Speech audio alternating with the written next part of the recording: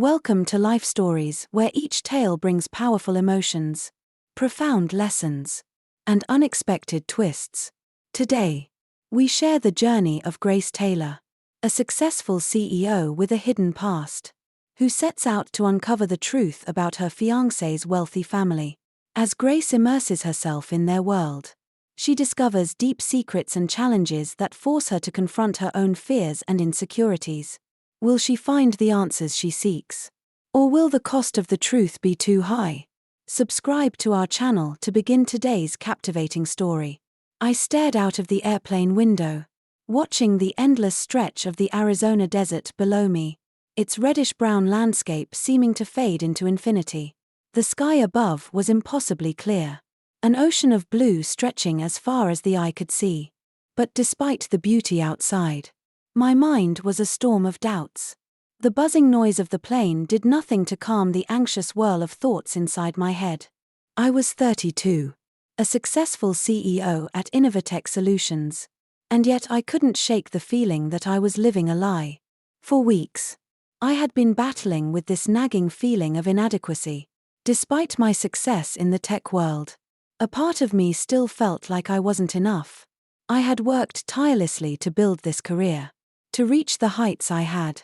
But every time I allowed myself to feel proud, a voice in the back of my mind whispered, "Who are you really? What have you really accomplished?" Behind the confident CEO that my colleagues saw, there was still the girl from the broken-down house in the small town. The girl who had never known where the next meal was coming from. The girl who had been forced to grow up too quickly. And now, the very person who had brought me happiness, Oliver Morgan, a brilliant lawyer and the man I had come to love, was unknowingly stirring up these insecurities in me. He had shown me a love I had never known before, showering me with affection and treating me with the respect I had always longed for. But there was one thing I couldn't shake. What did Oliver really know about me? About my past? About the struggles that had shaped me into the woman I was today? Oliver came from a family that seemed as if it had been born into wealth and privilege. His parents were old money, sophisticated, and above all, they had expectations that someone like me, a girl who had scraped by for most of her life, wasn't sure she could ever meet. I knew that the day I would meet them was inevitable. But I wasn't ready. Not yet. Not until I had proof that Oliver's family saw me for who I was. Not the status I had worked so hard to create. That was the moment when the idea hit me. Bold and perhaps even insane, I would go to them. But not as Grace Taylor, the successful CEO. No. I would go as someone else. Someone invisible. I would enter their world as a simple housekeeper. Someone who could blend into the background. Unnoticed and unseen. I would watch them, observe them, and see if they truly valued people for who they were or simply for the wealth they carried. It was a calculated risk, one I wasn't sure I was ready to take. But it was a necessary one. If I was ever going to build a life with Oliver, I needed to know if I could trust his family. I needed to know if they could accept me, the real me, before I could commit to a future with him. The small plane touched down in a local airport just outside of Dallas, Texas, and I immediately felt the weight of my decision. As I walked to the restroom, I could feel the familiar tension in my shoulders, the anticipation of what was to come. It was time to shed the persona of the polished businesswoman I had become. I swapped my pristine suit for plain, worn clothes, and tied my hair into a messy bun, wiping away the light makeup that usually hid the insecurities beneath my polished exterior. Staring into the mirror, I barely recognized the woman who stood before me. She looked ordinary, unremarkable, but she was strong enough to face the Morgans and figure out the truth. The Morgan mansion was even more impressive than I had imagined. It loomed like a monument to wealth and tradition, surrounded by lush gardens that seemed to go on forever. The house had the kind of architectural elegance that you only saw in movies. Every detail screamed money, every inch of it meticulously crafted to evoke a sense of power and importance. I rang the doorbell, and it was answered by Helen Morgan, the family matriarch. Her eyes swept over me with the precision of someone who appraised everything in their line of sight. There was no warmth in her gaze. Only cold, calculating scrutiny. "You must be the new hire," she said, not even waiting for a response. Her voice was sharp, her tone carrying an unspoken command. It didn't surprise me. I had expected it. I nodded, keeping my voice humble. "Yes. That's me." Helen stepped aside, barely acknowledging my presence as she ushered me inside. The mansion's interior was just as grand as its exterior. Expensive furniture, priceless art pieces, and a coldness that seemed to hang in the air, as if the wealth inside the house couldn't make it feel welcoming. Everything about this place screamed opulence. But there was no sense of home. No warmth. No love. As Helen gave me the tour, her instructions were blunt. "We don't tolerate tardiness. Common areas must always be spotless. Limit your interactions with family members. Your place is behind the scenes." Her words stung. But I kept my head down, muttering my acknowledgements. Helen had made it clear that I was nothing more than an invisible cog in the machine that was their household. But then, as if by fate, Emily appeared. Emily was young, probably in her mid-20s, with brown hair tied into a neat ponytail. She was carrying a tray of dishes with a grace I couldn't help but admire. Despite her humble role, there was something undeniably kind in her eyes. Something that made me feel a little less invisible in this cold, judgmental world of the Morgans. When she spoke, her voice was warm, full of welcoming energy. "You must be the new helper. Welcome," she said. And for the first time since I had arrived, I felt like I might belong here. At least for a moment. Emily was more than just a housekeeper. I could see it in her eyes. There was a spark of something greater. Something that couldn't be confined to these walls. As she guided me around the house, she spoke about her dreams of studying business management. She admitted that it was difficult, that time and money always seemed out of reach. But the fire in her eyes never dimmed. She wanted more. She deserved more. And as I followed Emily through the mansion, listening to her story, I realized something. I wasn't the only one here hiding. Emily had her own secrets, her own desires. And maybe, just maybe, I could help her find the freedom she so desperately wanted. The days that followed felt like a blur of routine. I woke up early each morning, cleaning and tidying, doing everything I could to blend in and remain unnoticed.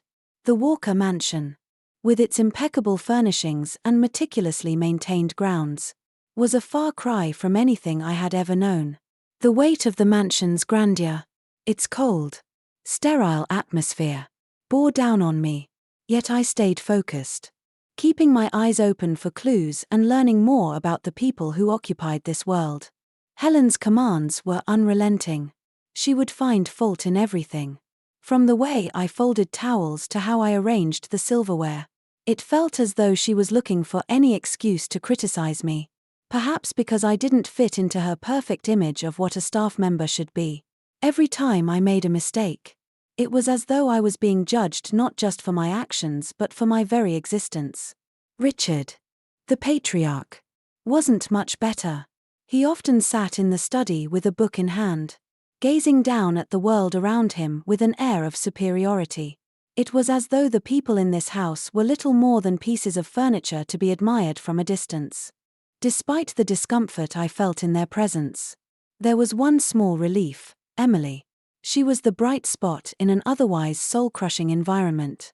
She had an energy about her that made her stand out even in the chaos of the mansion. She would make small jokes when Helen wasn't around, and those moments of lightness became the highlights of my day.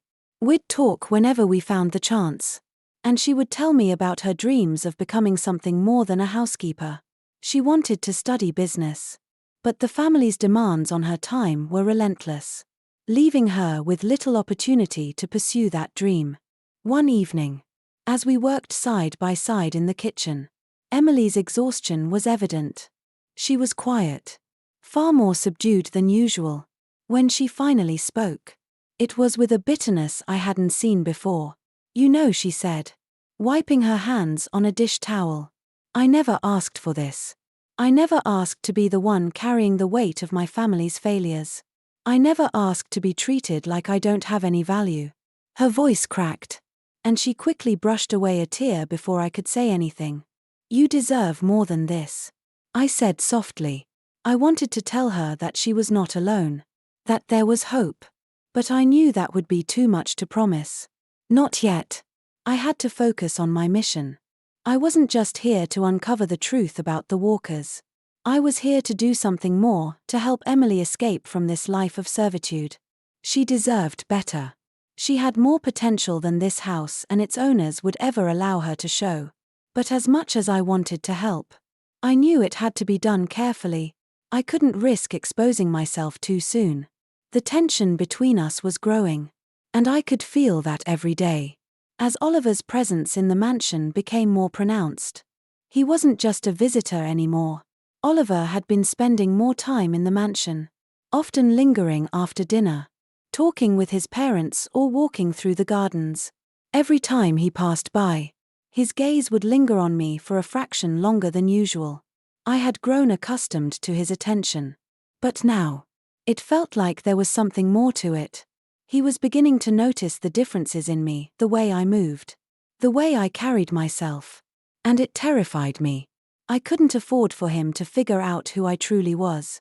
If he did, everything would be ruined. The tension in the house reached a boiling point one evening during dinner. Helen had invited a wealthy couple over, and as usual, the conversation was shallow, revolving around investments, charity events, and how much money they could give away without actually doing anything meaningful. I stood quietly in the background, serving tea and cookies, listening to the hollow words that filled the room. It wasn't until Helen made a comment that I almost lost my composure. Housekeepers these days are so hard to find, she said, her voice dripping with disdain as she glanced over at me and Emily. They just don't have the same standards we grew up with. The words hit me like a slap in the face. I could feel the heat rising in my chest, the anger I had been keeping at bay suddenly surging to the surface. I knew it wasn't about me personally, it was about how people like Emily were treated every day. They were invisible, mere tools to be used, never valued as individuals. I wanted to speak out. I wanted to scream at Helen and tell her how wrong she was. But I knew that if I did, I would destroy everything I had worked for. I had to stay silent. That night, while cleaning the kitchen with Emily, the young woman finally spoke her mind. You heard what they said, didn't you? She asked, her voice filled with quiet rage. They treat us like we're not even human, like we're just things that exist to serve them. I nodded, my heart heavy with empathy for her. I know, Emily, I know. I want so badly to get out of here, she said, her voice cracking. But how? What can I do? I paused for a moment, trying to find the right words. You don't have to do it alone. Things can change. And they will. You just have to believe it. But even as I said the words, I knew the path to change wouldn't be easy. It would take time. And it would take courage. But Emily wasn't the only one who had the power to change her life. I did, too. The next few days were a blur of tension and frustration. Oliver's presence became more unsettling, and his questions more pointed. He noticed things about me, things that I had hoped he wouldn't. One day, while I was in the garden trimming some plants, he approached me again, his voice casual but his eyes searching. You're good with your hands, he said, watching me work. Have we met before? For a moment, my heart stopped. Could he know? Could he see through my disguise? I tried to keep my voice steady, saying, I think you're imagining things. Oliver didn't seem convinced. Maybe, he replied, his eyes narrowing slightly. But he didn't press further. For now, I had bought myself some time. But I knew it wouldn't last long. As I prepared for bed that night, the weight of the day pressed heavily on my chest. I had been hiding for so long, keeping secrets, playing a role I had never intended to play. But with each passing day, I was getting closer to the truth. Closer to the moment when I would have to face Oliver and the walkers with nothing left to hide. The days that followed felt like a slow unraveling of everything I had worked for. The tension in the Walker mansion was palpable. And it wasn't just from my efforts to keep up my charade. Oliver's increasing curiosity, his suspicions about me, grew harder to ignore. I could feel his eyes on me more often. His questions becoming sharper, probing. He was beginning to notice that something didn't add up. One morning, as I was dusting the living room, Oliver passed by, his casual stroll taking him closer to where I was working. He stopped abruptly, as if something had caught his attention. "Grace, can I ask you something?" he asked, his tone much more serious than usual. I didn't want to look up, but I couldn't avoid it. I had to be careful. "Of course, Mr. Walker," I replied, forcing the words out with the appropriate amount of respect. He stepped closer, looking down at me as I knelt on the floor. "You know," he began, "there's something about you. I can't put my finger on it, but I know I've seen you before." My heart skipped a beat. The air between us felt charged, like the space we occupied was suddenly too small, too intimate. I stood up slowly, maintaining my composure. "I don't think we've met, Mr. Walker," I replied, my voice steady, though inside my mind was racing. He was close to figuring it out. Oliver's eyes narrowed, as if he were considering my words carefully. "Maybe I'm just imagining things," he said finally, his gaze lingering on me for a second longer before he stepped away. "Well, let me know if you need anything," he added, his voice a little softer. He walked away, but I could feel the weight of his suspicion hanging in the air. I didn't know how much longer I could keep up this act. Every day, the pressure of living a life that wasn't mine grew heavier. At the same time, the desire to help Emily escape her situation burned within me. She deserved so much more than the life she had been given. I had seen the toll it had taken on her, the way her spirit had slowly been worn down by the daily injustices she faced. I had to do something before it was too late. That afternoon, while I was outside in the garden, watering the plants, I felt Oliver's presence again. His footsteps were soft, but there was no mistaking the way his gaze followed me. I turned, trying to appear unaffected. "Can I help with that?" he asked, taking the watering can from my hands before I could respond. I hesitated for a moment but then stepped back, allowing him to take over. "I've got it. Thank you," I said, trying to maintain my calm. Oliver didn't immediately walk away this time. Instead, he stood beside me, his eyes on the garden, but his mind clearly elsewhere. "You're different," he said suddenly, his voice thoughtful. I glanced up at him, my heart in my throat. "Different?" I asked, my voice barely a whisper. "You carry yourself differently," he continued, his tone becoming more intense.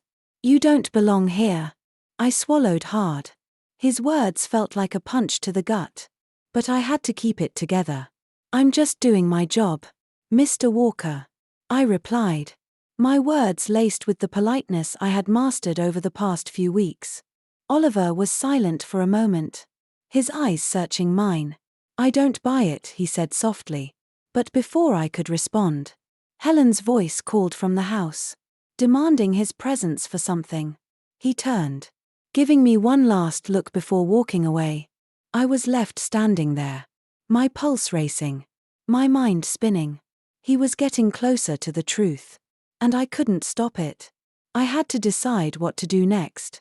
My mission was no longer just about uncovering the truth about the Walkers, it was about protecting myself and helping Emily escape the clutches of this suffocating world. Later that evening, while cleaning the kitchen with Emily, I couldn't hold back the frustration any longer.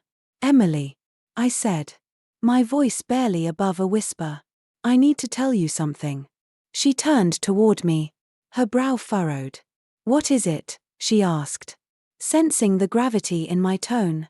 "I found something," I said, lowering my voice even further.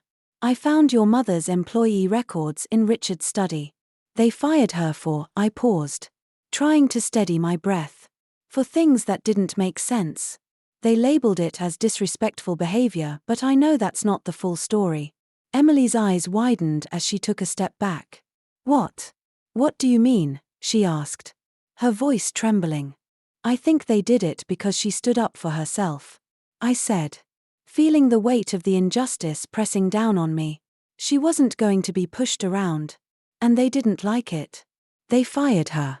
And they ruined your family. Emily looked at me, a mixture of shock and anger flooding her face. I always knew it wasn't her fault, she said quietly. But I never had proof. You do now, I said gently. And you're not alone. I'll help you. Emily. I won't let them get away with this. Just then, the sound of footsteps echoed in the hallway.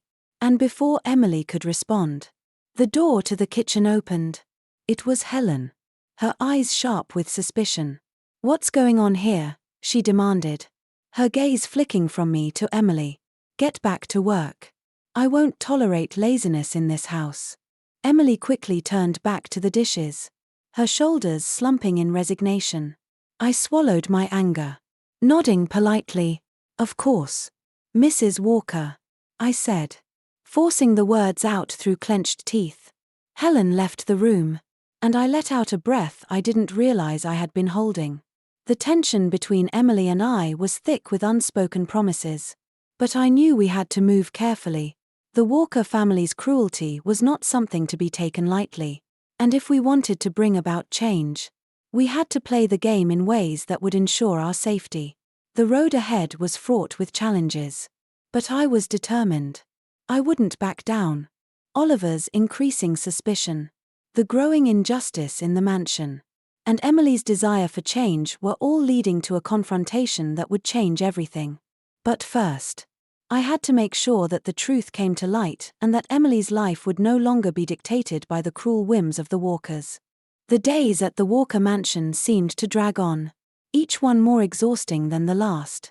I had grown accustomed to the oppressive atmosphere of the house, the unspoken hierarchy that dripped from every conversation, the subtle but constant judgment of the staff, and the weight of my secret that felt heavier with each passing moment. But it wasn't just the house that wore me down. Oliver's increasing suspicion, his quiet observations and sharp questions, were starting to crack my composure. One morning, as I was arranging flowers in the living room, Oliver came into the room unexpectedly. I had been too absorbed in my work to hear him approach. And when he spoke, his voice was low, almost contemplative. Grace, he said, can I ask you something? I froze for a moment, my heart pounding. I had hoped for a few more days before his curiosity led him to this point.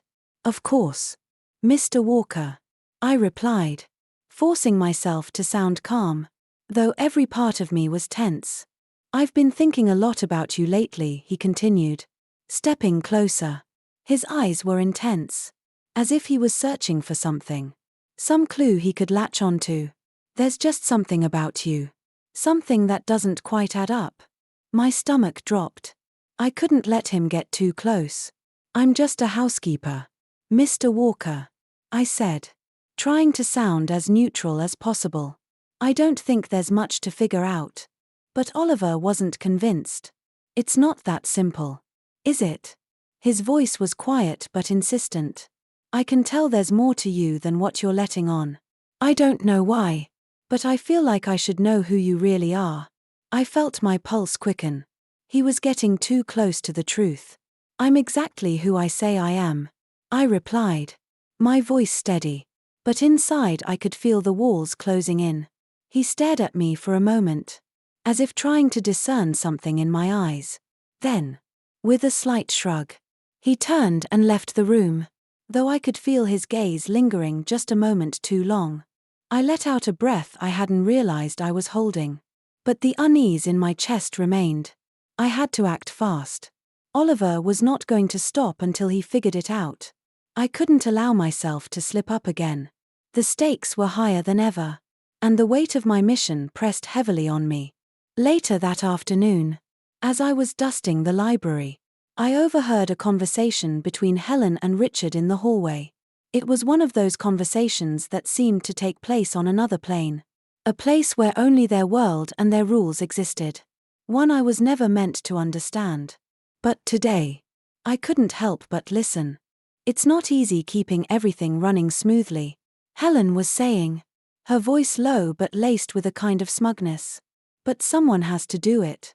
These people, they can't be trusted to think for themselves. Richard's response was the typical one I had come to expect from him, condescending and aloof. I agree, he said. His voice rich with authority. You have to maintain control. Letting them get too comfortable, letting them think they have a say, that's the real problem. I swallowed hard as I heard their words. The contempt in their voices was palpable. And the irony was almost unbearable. How could they preach about ethics and social responsibility while treating the people around them as if they were beneath them? It made me sick to my stomach. And the more I heard, the more determined I became to expose the truth. Later that evening, as I sat with Emily in the kitchen, I couldn't keep my thoughts to myself any longer. Emily, I said quietly, I need to tell you something. I found your mother's termination records in Richard's office. Her eyes widened with surprise. You did? What did they say? They fired her for disrespectful behavior. I explained. My voice tight with anger. But I know that's not the real reason.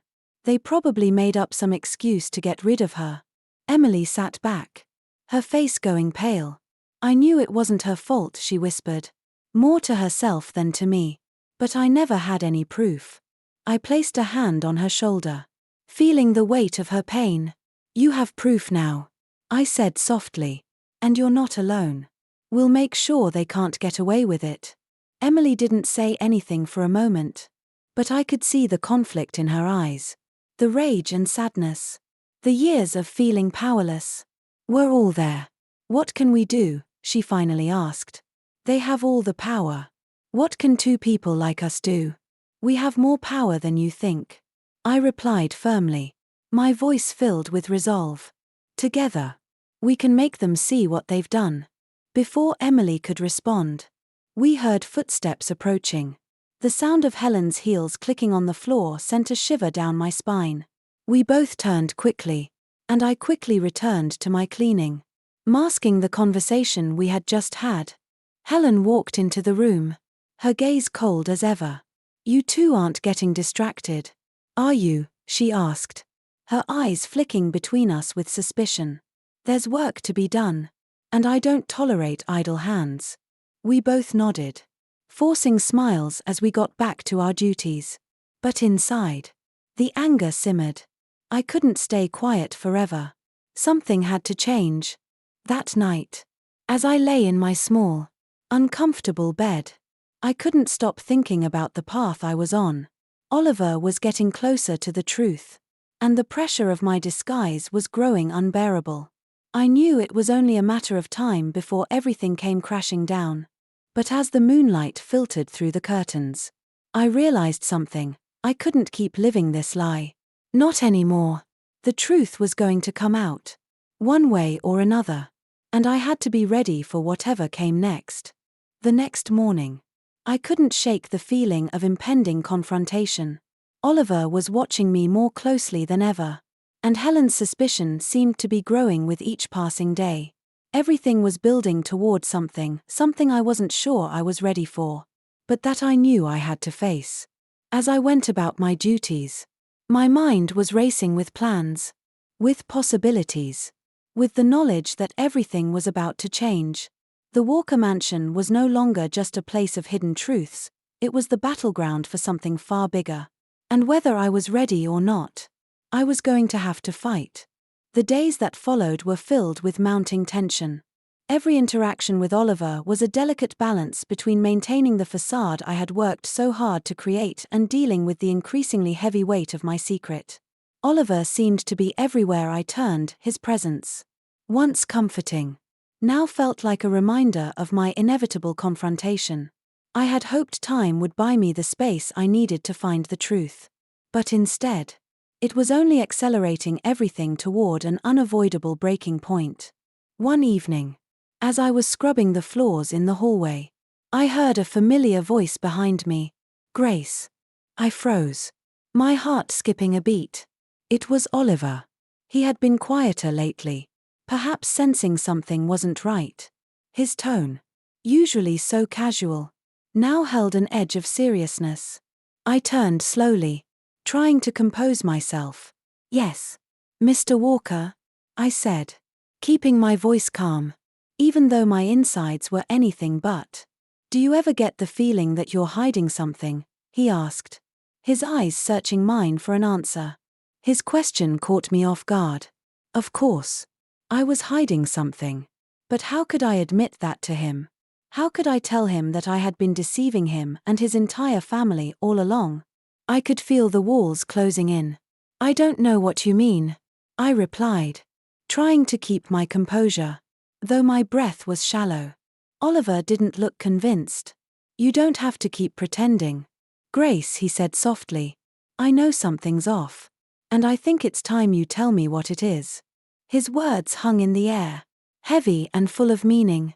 I could feel the pressure building within me, a knot of panic tightening in my chest. I had worked so hard to keep my true identity hidden. But now it seemed like the truth was slipping through my fingers. "I don't know what you're talking about," I said, my voice trembling slightly. Oliver's expression softened, but his eyes still held the same suspicion. "Maybe I'm wrong," he said quietly, but there was a doubt in his voice now. "But I'm starting to think you're not just a housekeeper." He turned to leave the room, his footsteps heavy as they echoed in the hallway. "Just think about it, Grace," he called back over his shoulder. As soon as he was gone, I felt a wave of relief rush over me, but it was short-lived. The conversation had rattled me, and I knew that my time was running out. The facade I had so carefully crafted was beginning to crumble. I had to make a choice. Either I would come clean and risk everything, or I would keep up the lie for just a little longer. I couldn't keep lying to Oliver. I had known that from the start. But the fear of losing him, of being judged for my past, had kept me from telling him the truth. Now, the situation was far more complicated than I had imagined. Later that night, after the house had settled into the stillness of the evening, I found Emily in the kitchen, sitting quietly with a cup of tea. She looked tired, the weight of her work and the frustration of her situation clearly evident in her eyes. "Are you all right?" I asked, sitting beside her. Emily looked at me, a faint smile crossing her lips. "I'm fine," she said, but her voice lacked the usual cheerfulness. "Just thinking. I don't know how much longer I can do this, Grace. It's like nothing ever changes." I nodded, understanding her frustration all too well. "I know what you mean," I said softly. "But things can change, Emily. You don't have to stay stuck here forever." Emily's eyes softened. "I wish I could believe that," she whispered. "But I don't think I have the power to change anything." I reached out and placed my hand over hers, my voice firm. "You do have the power," I said, looking her in the eye. "You just have to believe in yourself. And if you ever need help, I'm here. I'll make sure you get the chance you deserve." She didn't say anything for a moment, just stared at me with a look that said more than words could express.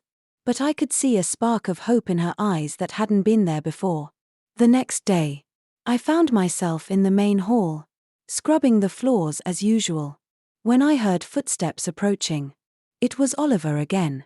He was more persistent than ever, his curiosity eating away at him.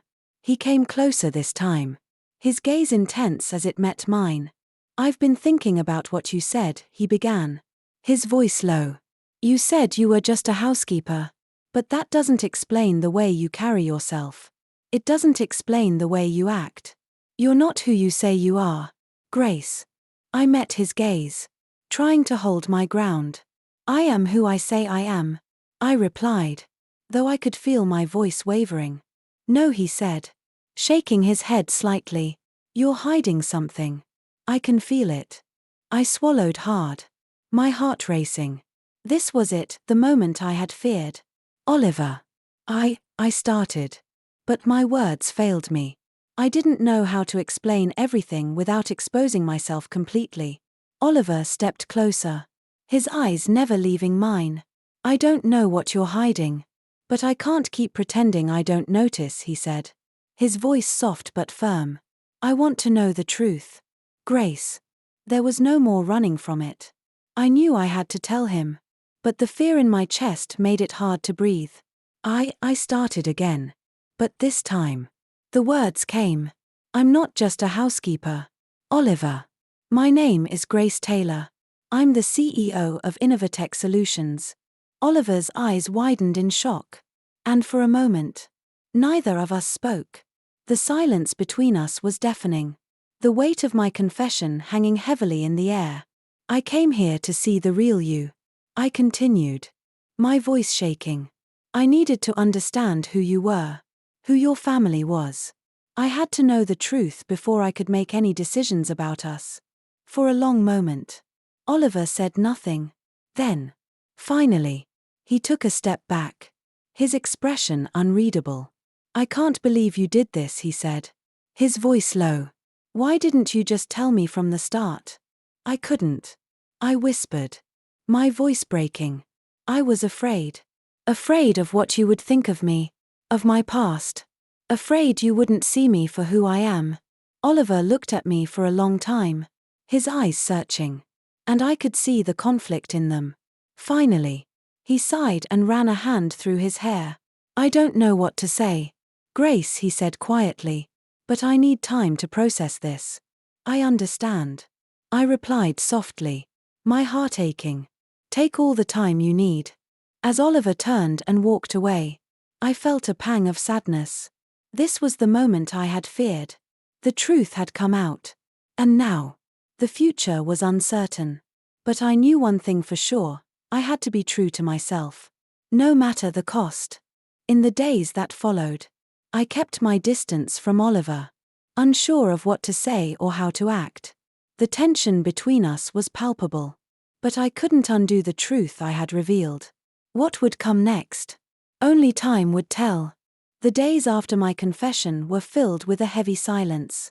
One that hung between Oliver and me like an unspoken truth. Neither of us willing to face fully.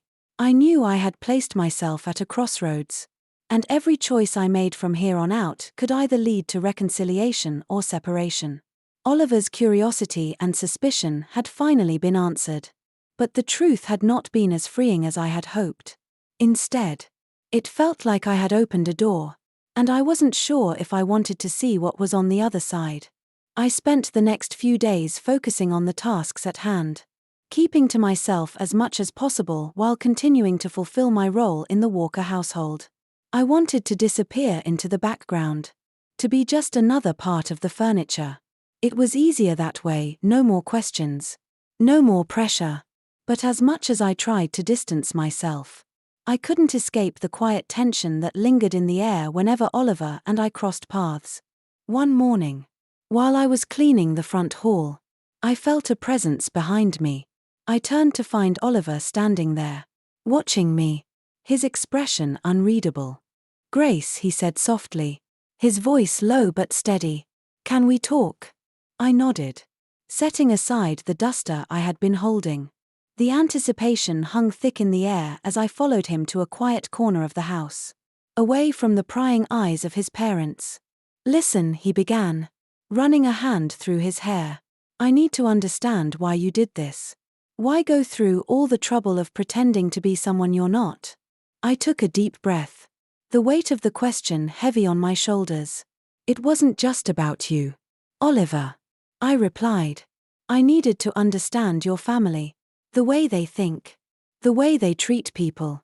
It wasn't just about testing you, it was about me. About knowing what kind of future we could have together if things weren't as perfect as they seemed. Oliver's face softened. But there was still a cloud of confusion in his eyes. And what did you find? What was the truth you were looking for? I hesitated, gathering my thoughts. I found a family full of contradictions. I said quietly. People who preach values like social responsibility, but who live in a world where status and power determine worth. I couldn't ignore that. I needed to know if I could trust you and your family. If I could trust that the love we shared was real and not just some facade. Oliver looked down, processing my words. The silence between us growing heavier. Finally, he met my eyes. Grace, I never asked you to hide who you are. I never wanted to make you feel like you had to prove yourself to me or anyone else. I felt my heart tighten at his words. I know that. I replied, my voice barely above a whisper. But sometimes, Oliver, it's not about how much someone loves you. It's about whether they truly understand you. Whether they see you for who you are. Not just who you've become.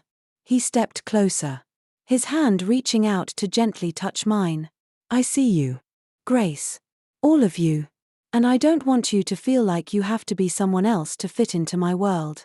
His words struck a chord deep inside me. I had feared that my past, my humble beginnings, would be a barrier between us.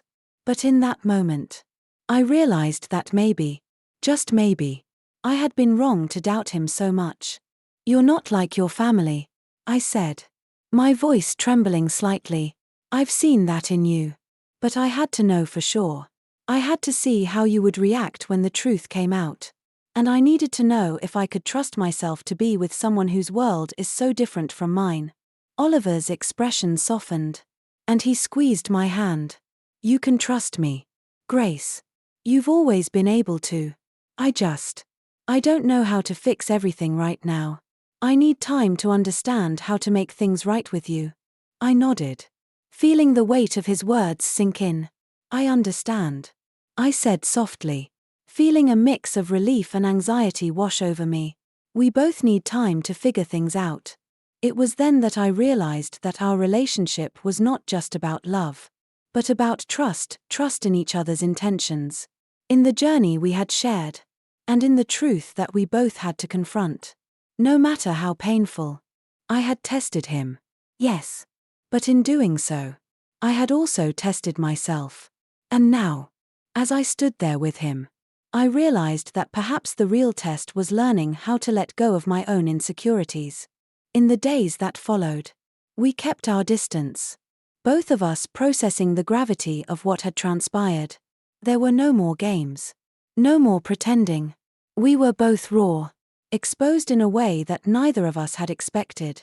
And though the silence between us was still heavy, there was a new understanding in it. One afternoon, as I was walking through the garden, I spotted Emily. She was sitting alone, her head bent as she picked at the grass beneath her. I walked over and sat down beside her, offering her a small smile. How are you holding up? I asked gently. Emily looked up, her eyes filled with a mixture of frustration and hope. I'm not sure anymore, she said, her voice tinged with emotion. Everything feels so uncertain. I don't know what to do with all of this, the change, the way things are shifting. I reached out and placed a hand on her shoulder, offering the only comfort I could. It's hard, Emily, I said quietly, but change doesn't come easily. It takes time, and it takes courage to keep going, even when you're not sure where the path leads. She looked at me, her eyes searching mine. I don't know if I'm strong enough for this, she whispered. You are, I replied firmly, squeezing her shoulder. You just have to believe in yourself. And remember, you're not alone in this. Emily gave a small, uncertain smile. I hope so, she said softly. As the days passed, I found myself growing more and more certain that this journey had to be about something bigger than just me or Oliver. It was about breaking down the walls of prejudice, of status, of expectations, and showing that there was always more to a person than what the world saw on the surface. It was about creating a new world, one where people like Emily could have a chance, where their potential was recognized, and where love was not confined by the invisible barriers of class. As Oliver and I stood at a crossroads, I knew that whatever happened next, we were both at the beginning of something new. The question now was not whether we could be together, but whether we were ready to face the truth, no matter how difficult it might be. As the days passed, both Grace and Oliver found themselves growing stronger together. Their relationship rooted in honesty and mutual respect. The walls that once separated them began to crumble, revealing the possibility of a future where they could truly be themselves, without masks or pretenses. Grace had achieved what she set out to do. She had tested the family, confronted the truth, and helped Emily break free from the cycle of inequality. And in doing so, she had found a deeper understanding of love, loyalty, and self-worth. As Grace and Oliver walked hand in hand into the future, it was clear that their journey was just beginning. The lessons they had learned would stay with them forever, guiding them through whatever challenges lay ahead. For Grace, it was no longer about proving herself, but about embracing who she was and the impact she could make in the world. Thank you for joining us on this incredible journey. Don't forget to subscribe to our channel for more life stories, and share your thoughts in the comments. We would love to hear what you think.